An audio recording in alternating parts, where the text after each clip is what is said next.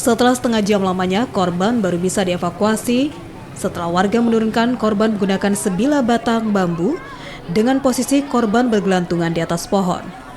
Korban mengalami luka bakar di bagian kaki akibat tersengat listrik.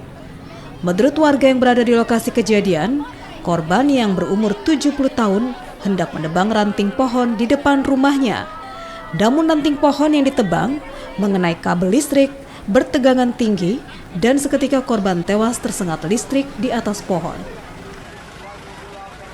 Awalnya saya nggak lihat, setelah terkontak dia ini sudah dia terpotong ini kayu itu, larinya ke sana barangkali ini kayu saya nggak tahu persis.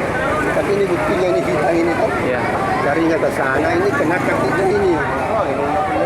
Sedangkan ini kabel ini sudah ada suruh kena sangkut di kabel, larinya ke sana kena kakinya ini luka ini. Sudah di kota dia terlempar.